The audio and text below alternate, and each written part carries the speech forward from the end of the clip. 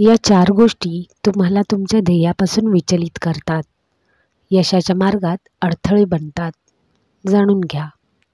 यशाच्या मार्गात अडथळ्यांचा सामना करणे सामान्य आहे. जीवनात अशी परिस्थिती असते जेव्हा एखादी व्यक्ती निराश होते. अशावेळी काही गोष्टी लक्षात ठेवून सहज यश मिळवता येते. यशाचा मार्ग सोपा नाही. यश आणि अपयश या एकाच नाण्याच्या 2 बाजू आहेत. यशाचा मार्ग सोपा नाही.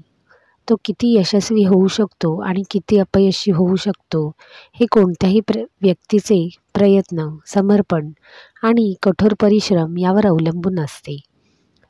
सकारात्मक वृत्ती प्रतिकूल परिस्थितीतही धैर्य देते. काही वेळा त्यांच्या सर्वोत्कृष्ट प्रयत्नांना न जुमानता लोक त्यांच्या ध्येयाच्या जवळ आल्यावर अनेकदा भरकटतात. यशाच्या मार्गात कोणत्या गोष्टीचे अडथळे बनतात आणि लक्ष केंद्रित करण्यासाठी कोणत्या गोष्टी लक्षात ठेवल्या जाऊ शकतात हे जाणून घेऊया. आत्मसमर्पणाचा अभाव. यश मिळवण्याची पहिली अट ही आहे की तुम्ही तुमच्या ध्येयासाठी पूर्णपणे समर्पित राहा. जर तुमच्यात समर्पणाची कमतरता असेल आणि तुमच्या ध्येयाबाबत उत्साह नसेल तर तुम्ही तुमच्या ध्येयापासून दूर जाऊ शकता.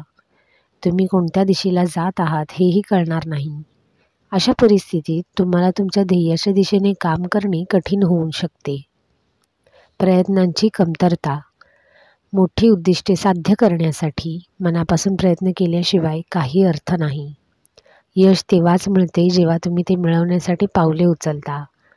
जर तुम्ही योजना आखली नाही आणि तुमच्या ध्येयाच्या दिशेने योग्य पावले उचलली नाहीत तर तुम्ही भरकटत जाण्याची शक्यता आहे. यश मिळवण्यासाठी सतत प्रयत्न करत राहणे फार महत्त्वाचे आहे. विलंब. काम पुढे ढकलण्याची सवय तुमचे उद्दिष्ट साध्य करण्यात मोठा अडथळा ठरू शकते. विलंब करण्याच्या सवयीमुळे तुम्हाला कोणतेही काम करण्यात अडचण येऊ शकते.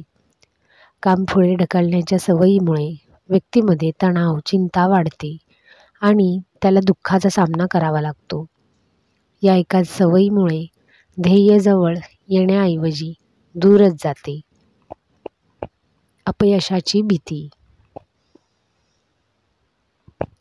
अपयशाच्या भीतीमुळे तुम्ही तुमची ध्येयप्राप्ती, समर्पणाची भावनाही कमकुवत होते. नेहमी लक्षात ठेवा की प्रत्येक अपयश काहीतरी नवीन शिकण्याची संधी देते. वाटेत अपयश आल्यास घाबरू नका, तर त्याला तुमच्या ध्येयाकडे वाटचाल करण्याचे एक पाऊल समजा. अपयशातून मिळालेले धडे आपल्याला यशाच्या जवळ नेऊ शकतात. तर कशी वाटली तुम्हाला माझी माहिती? आवडली असेल तर माझ्या चॅनेलला सबस्क्राईब करायला विसरू नका. धन्यवाद.